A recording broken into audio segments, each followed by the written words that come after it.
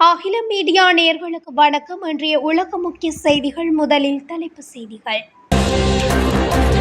எங்களது தலைவருக்காகவே நரம்புகளில் ரத்தம் பாய்கிறது. ஈரான் அரசு தலைவரை பார்த்து மக்கள் முழக்கம்.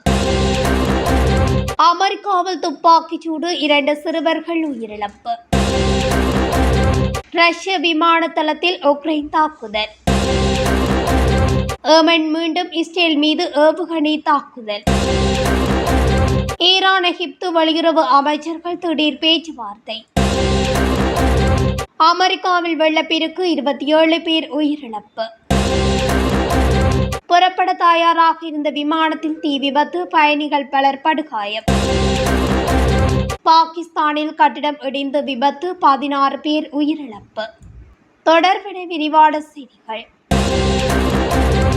அணு ஆயுதத்தை ஈரான் தயாரிப்பதாக கூறி அந்நாட்டு மீது இஸ்ரேல் கடந்த மாதம் 13ஆம் தேதி தாக்குதல் நடத்தியது. ஈரானின் அணுசக்தி நிலையங்கள் மீது குண்டுகள் வீசப்பட்டன.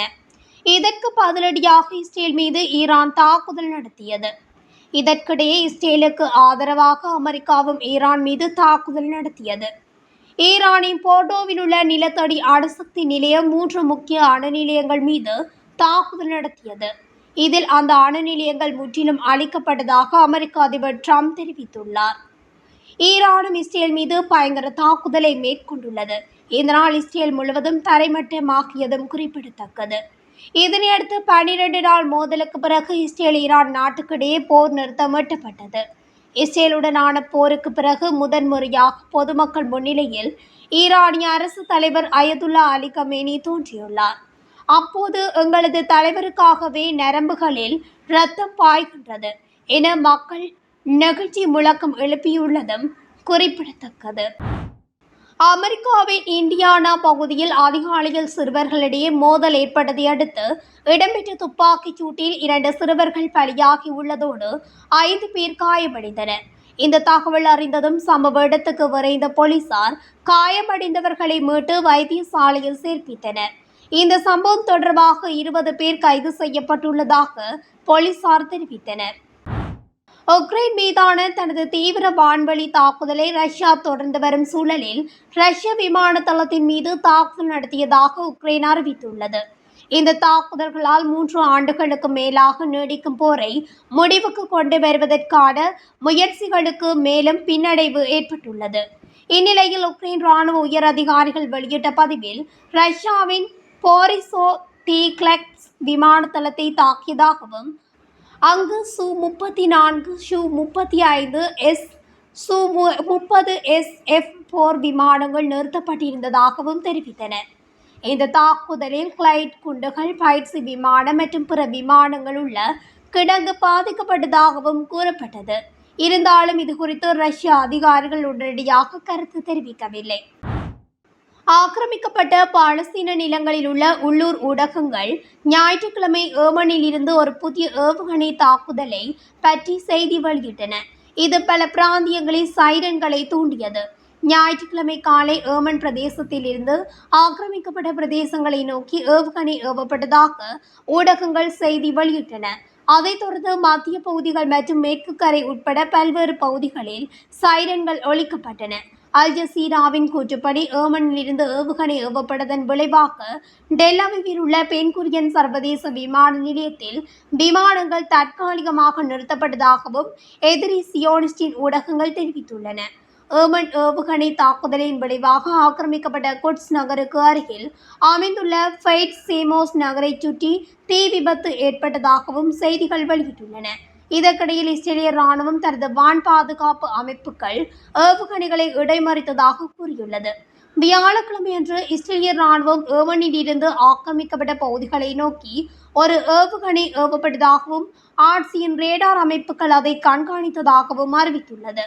காசா போரின் தொடக்கத்திலிருந்து பாலஸ்தீன மக்களை ஆதரிக்கும் நோக்கில் இஸ்ரேலிய இலக்குகளுக்கு எதிராக ஏமன் படைகள் நடத்திய ஏவுகணை மற்றும் ட்ரோன் தாக்குதலை தொடர்ந்து இந்த சம்பவம் நடந்தேறியுள்ளது.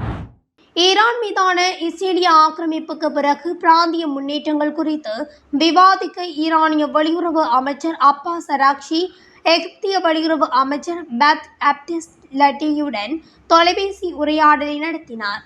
சனிக்கிழமை ஈரானிய வெளியுறவு அமைச்சகம் வெளியிட்ட ஒரு வாசிப்பு அறிக்கையின்படி எகிப்திய வெளியுறவு அமைச்சர் பெத் அப்தலட்டிக்கும் ஈரானிய வெளியுறவு அமைச்சர் கெய்த் அப்பாஸ் அராக்சிக்கும் இடையே நேற்று இரவு நடந்த தொலைபேசி உரையாடலில் ஈரானுக்கு எதிரான சியோனிச ஆட்சியின் இராணுவ ஆக்கிரமிப்பு நிறுத்தப்பட்ட பின்னர் பிராந்தியத்தில் ஏற்பட்டுள்ள சமீபத்திய முன்னேற்றங்கள் குறித்தும் விவாதிக்கப்பட்டது. இரண்டு உயர்மட்ட ராஜதந்திரிகளும் சமீபத்தில் பலமுறை தொலைபேசி அழைப்புகளை மேற்கொண்டுள்ளனர்.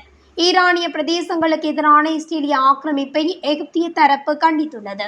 இதற்கிடையில் ஈரான் ஜனாதிபதி மசூத் பெசஸ்கியனும் எகிப்திய ஜனாதிபதி அப்தெல் பத்தா எல் சிசியும் தங்கள் நாடுகளுக்கிடையே இருதரப்பு உறவுகளை மேம்படுத்த ஆர்வமாக உள்ளனர். ஈத் அல் அதா வாழ்த்துக்களின் போது பெசஸ்கியனும் சிசியும் தங்கள் இருதரப்பு உறவுகளை மேம்படுத்த தங்கள் நாடுகளின் விருப்பத்தையும் உறுதிப்படுத்தினர். அமெரிக்கா டெக்சாஸ் மாகாணத்தில் நேற்று அதிகாலை பெய்த கனமழை காரணமாக அம்மாகாணத்தில் உள்ள கவுடலெப் ஆற்றில் வெள்ளப்பெருக்கு ஏற்பட்டது.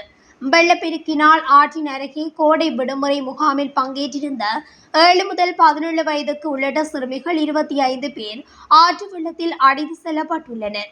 இந்நிலையில் கனமழை மற்றும் வெள்ளத்தில் சிக்கி உயிரிழந்தோரின் எண்ணிக்கை 27ஆக அதிகரித்துள்ளதாக அந்நாட்டு ஊடகங்கள் தெரிவித்துள்ளது.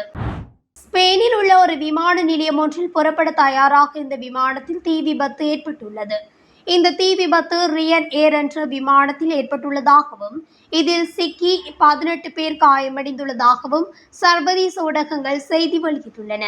சனிக்கிழமை அதிகாலை 12:30 மணியளவில் ஸ்பெயினின் பால்மா டி மல்லோர்கா என்ற விமான நிலையத்தில் இந்த சம்பவம் நடந்தேறியுள்ளது.